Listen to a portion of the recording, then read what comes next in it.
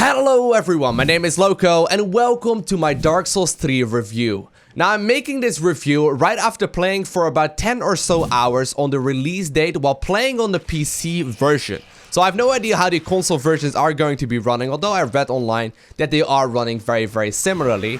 I've also been playing on the max graphics settings, so all the game footage that you're seeing in the background right here is basically the best quality that the game has to offer.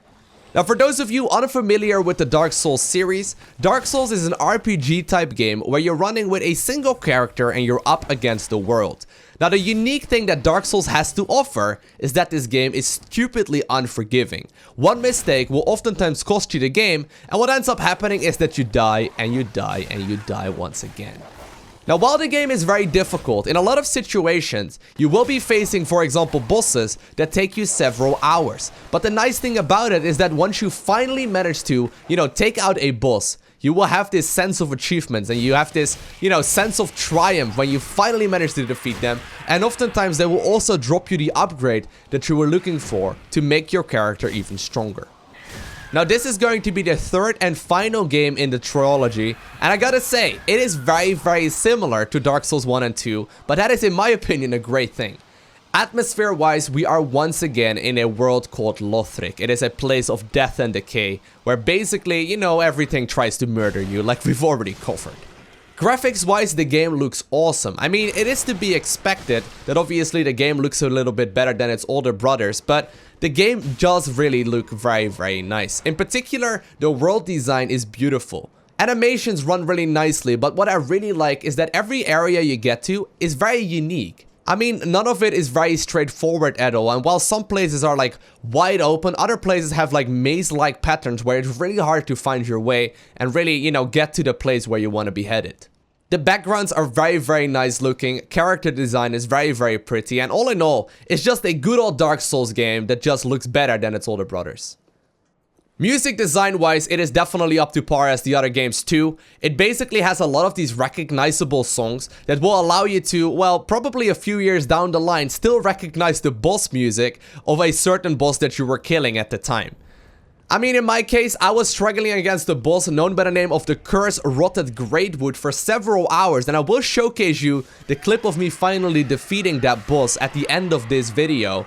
But that music is definitely gonna be with me for the foreseeable future. So music design wise, things are awesome.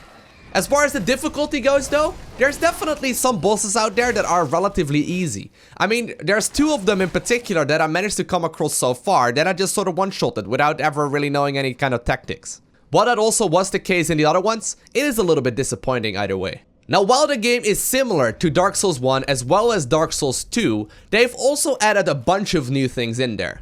Primarily speaking, you want to be having a look at the FP specialty weapon system. So in the top left corner, the veterans out there may have already noticed that there's actually a third bar added to it. So in the past, we only had the stamina bar as well as the health bar, but right now you also have this thing called the FP bar. And what it is basically a specialty weapon system that allows you to unlock special moves on every single weapon.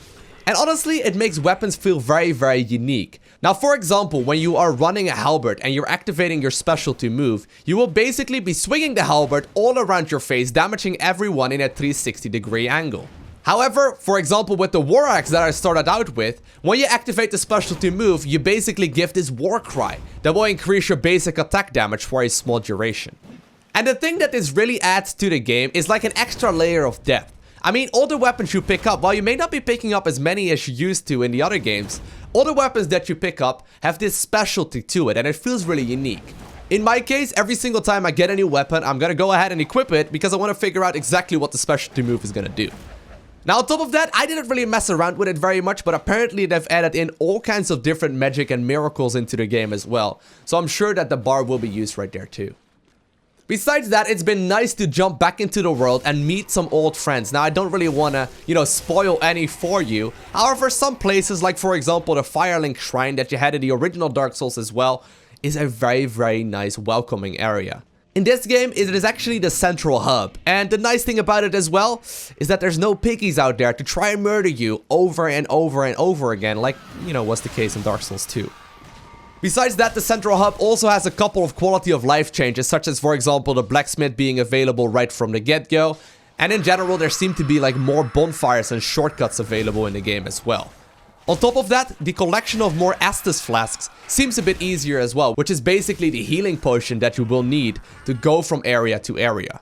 While some may argue that those extra shortcuts and extra bonfires and extra Estus flasks will make the game easier, in my experience so far, it really isn't the case. I mean, the game is still very much so a Dark Souls game. It is still very difficult, and I mean, once you learn the mechanics of a fight, it will become significantly easier, and if you're a veteran of those games, it might be very easy for you to walk through.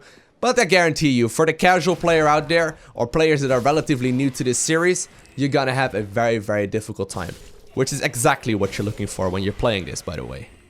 Now, gameplay-wise, it's running smoothly. However, I did experience the occasional frame drop, in particular when you're moving in between zones.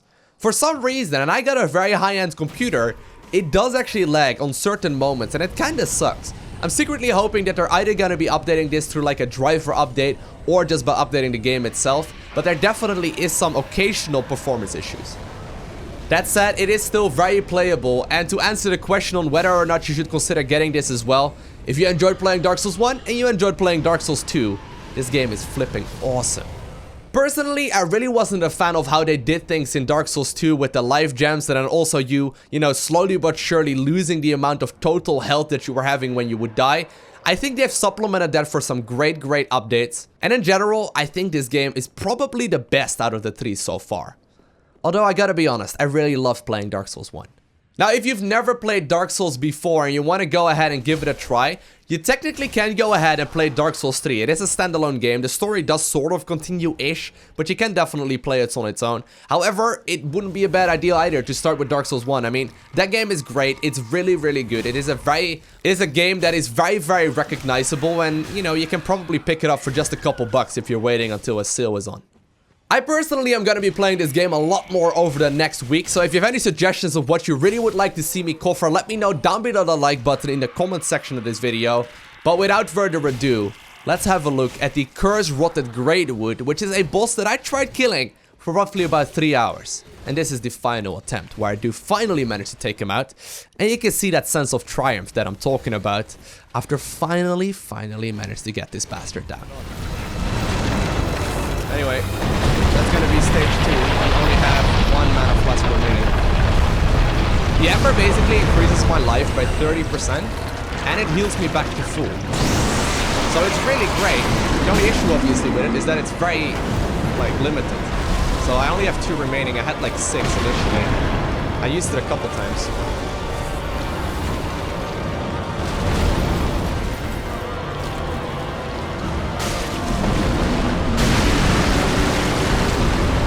Okay.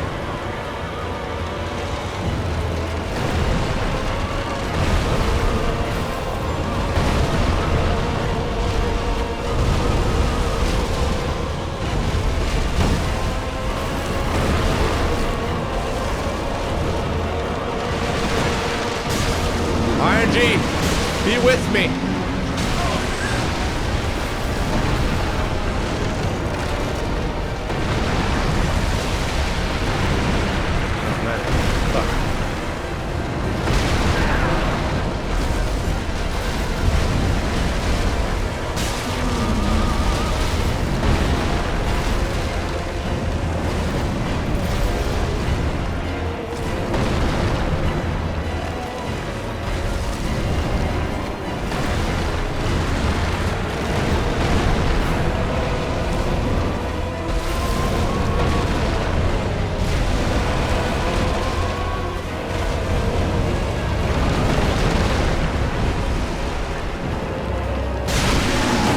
You know what? We're using Ember here.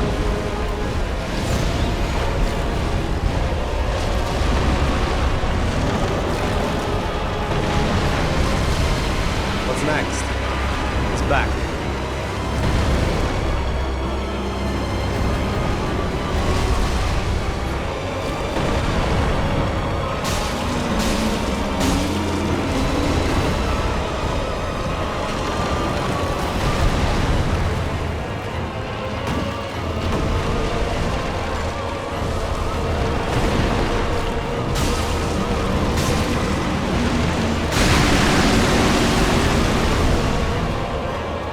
down.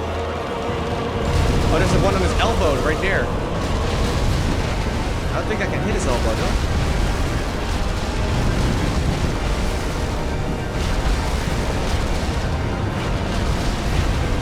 Or dude, I just hit him in the gut.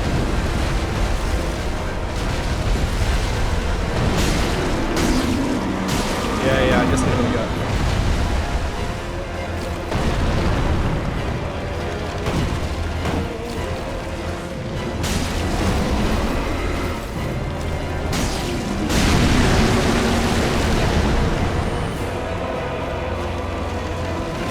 What?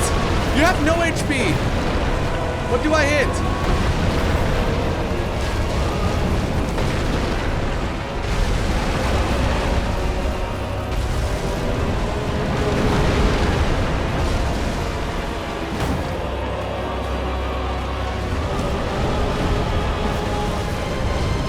Are you for real here?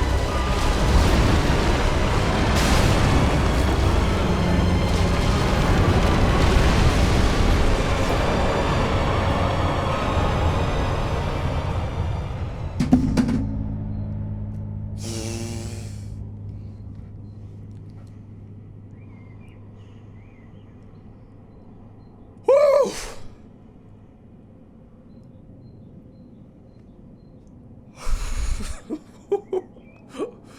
Doing it live.